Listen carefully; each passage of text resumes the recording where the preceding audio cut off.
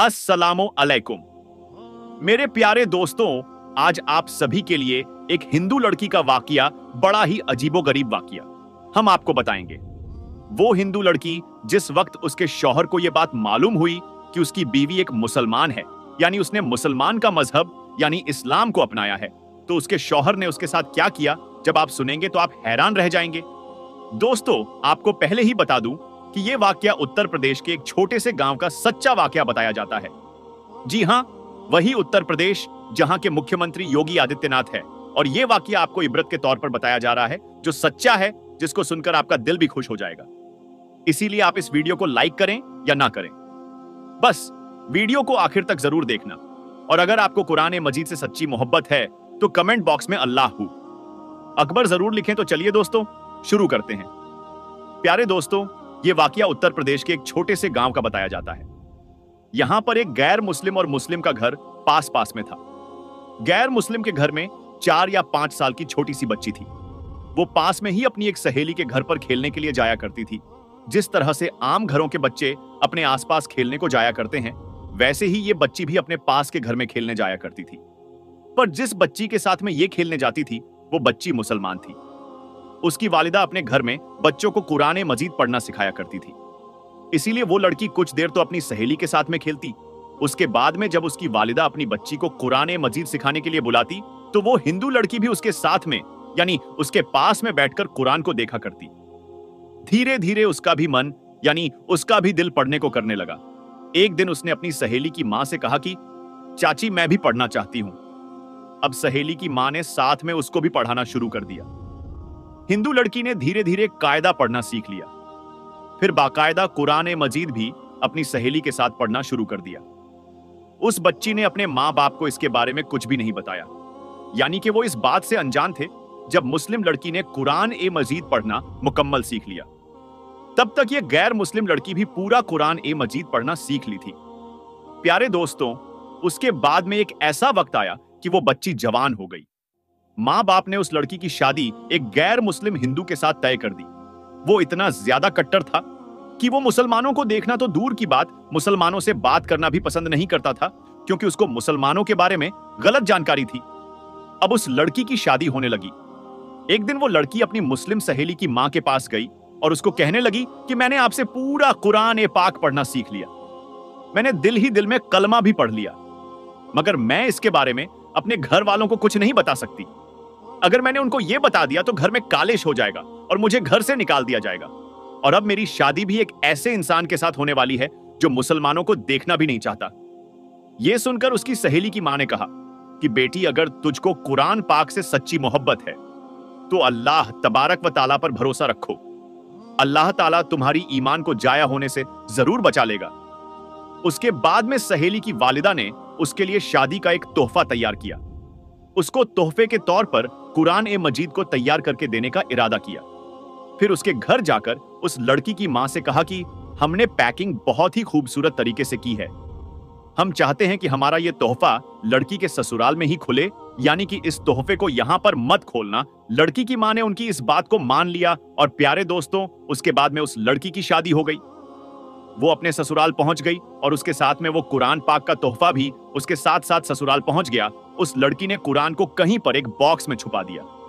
अब उसका शौहर जब भी ऑफिस जाता, जब वो घर में अकेली होती, तो वो चुपके से कुरान पाक को निकालती और पढ़ना शुरू कर देती। प्यारे दोस्तों, इस तरह से कई साल गुजर गए, यहां तक कि वो लड़की प्रेग्नेंट हो गई। अब वो सोचने लगी कि मैंने तो अपने ईमान को छुपाया है, जब शौहर घर पर नहीं होते तो मैं कुरान पाक पढ़ लेती हूं, मगर मैं मेरे इस बच्चे का क्या करूं? मेरे बच्चे की ईमान का क्या होगा? यही सोचकर वो अल्लाह से दुआएं मांगती थी कि या अल्लाह, कोई ऐसी तरकीब बता कि मैं अपने बच्चे को भी कलमा पढ़ा सकूं। प्यारे दोस्तों, उसको कोई भी ऐसी सूरत नजर नहीं आ रही थी कि वो अपने शौहर के सामने इस बात को बोल सके। मगर अल्लाह की शान देखें, एक दिन उसका शौहर बीमार हो गया और वो हॉस्पिटल में अपना टेस्ट कराने के लिए पहुंच गया। जब डॉक्टर ने उसकी सारी जांच कर ली और जब उसको उसके बीमारी के बारे में बताया गया, तो वो सुनकर परेशान हो गया, क्योंकि डॉक्टरों ने उसको बताया कि उसको कैंसर हो गया है और उसके बचने की उम्मीद खत्म हो गई है। अब वो शौहर यानी वो लड़की का पति हैरान और परेशान अपने घर आया, अपनी बीवी को देखकर रोने लगा और कहने लगा कि तुम बहुत खूबसूरत हो, वफादार हो, मोहब्बत करने वाली हो, नेक हो, लेकिन अब तुम्हारा और मेरा साथ सिर्फ कुछ ही दिनों का है। मेरी जिंदगी सिर्फ 1 महीने की ही और बाकी है। और उसने फिर हॉस्पिटल का तमाम वाकया अपनी बीवी को बता दिया। प्यारे दोस्तों, इस बात को सुनकर उसकी बीवी भी रोने लगी और अपने शौहर को तसल्ली देते हुए बोली कि आप परेशान ना हो, मेरे पास में इसकी एक दवा है और मुझे पूरी उम्मीद है कि आप इससे बिल्कुल ठीक हो जाएंगे। मगर आप वादा करें कि मैं जो कुछ भी करूं, इसके बारे में आप मुझसे कुछ सवाल नहीं करेंगे। यह सुनकर उसके शौहर ने कहा कि यह मैं वादा करता हूं, अगर मैं सही हो गया, ठीक हो गया, तो तुम जैसा कहोगी वैसा ही होगा। तुम्हारी हर बात मान ली जाएगी। उसके बाद में उस लड़की ने कुरान मजीद की सूरह फातिहा पढ़कर अपने शौहर पर दम करना शुरू कर दिया, क्योंकि उसने अपनी सहेली की वालिदा को देखा था कि वो जब भी कोई बीमार होता था तो सूरह फातिहा पढ़कर दम किया करती थी। यह देखकर उसके शौहर ने पूछा कि ये तुम क्या कर रही हो? तो कहने लगी कि मैं तुम्हारा इलाज कर रही हूं और तुम्हारा मेरा यह वादा हो चुका है कि आप इसके बारे में मुझसे कुछ सवाल नहीं पूछेंगे। उसके बाद में उसके शौहर ने सवाल करना बंद कर दिया। प्यारे दोस्तों, उसके बाद में अल्लाह की शान देखिए। 1 महीने तक वो लड़की अपने शौहर पर सूरह फातिहा पढ़कर दम करती रही, पूरे यकीन के साथ, पूरे ईमान के साथ। फिर 1 महीने के बाद में उसका टेस्ट करवाया गया तो उसकी जांच देखकर डॉक्टर भी हैरान हो गए, क्योंकि उसके जांच में आया कि उसको कैंसर का नामो निशान मौजूद नहीं है। और जांच में आया कि इसके तो कभी कैंसर हुआ ही नहीं था। प्यारे दोस्तों, अल्लाह ने अपनी कुदरत से उस शख्स को पूरी तरह से सेहतमंद कर दिया। बेशक अल्लाह जिसे चाहे शिफा अता करता है। और जब वो बिल्कुल सेहतमंद हो गया तो बहुत खुश हुआ और बीवी से पूछने लगा कि ये सब कैसे पॉसिबल हुआ, और बोलो तुम अब क्या चाहती हो, मैं तुम्हारी हर बात को पूरा कर दूंगा। बीवी ने उसके बाद में बेझिझक सारी बातें अपने शौहर से शेयर कर दी कि किस तरह से वो अपनी सहेली के घर पर खेलने जाती थी जब वो छोटी सी बच्ची थी, और किस तरह से उसने कुरान मजीद को पढ़ना सीख लिया, और किस तरह से उसको कुरान तोहफे में मिला, और किस तरह से वो घर में छुपकर कुरान पाक पढ़ा करती थी। उसके बाद में उसने अपने शौहर से कहा कि अब तुम भी कलमा पढ़ लो और मुसलमान हो जाओ। अब शौहर उसकी बात को मना नहीं कर सकता था, क्योंकि उसने वादा किया था। अब उसने कलमा पढ़ लिया। प्यारे दोस्त, उसके बाद उस औरत के यहां बेटा पैदा हुआ, और वो भी मुसलमान पैदा हुआ। मतलब कि अब ये पूरी फैमिली मुसलमान की थी, मगर अभी भी उनको डर इस बात का था कि अगर इसके बारे में अपने घर वालों यानी परिवार और समाज वालों को, बाहर के लोगों को पता चलेगा तो वो हमें जीने नहीं देंगे, वो हमें परेशान करेंगे, हमें समाज से बेदखल कर देंगे। तो शौहर ने बीवी से कहा कि इसकी तुम फिक्र मत करो, इसका बंदोबस्त इंशाअल्लाह मैं करता हूं। उसके बाद में उसने अपनी जॉब के लिए सऊदी अरब की एक बड़ी कंपनी में अप्लाई कर दिया, और अल्लाह की कुदरत से उनका जॉब सऊदी की एक बड़ी सी अच्छी कंपनी में लग गया।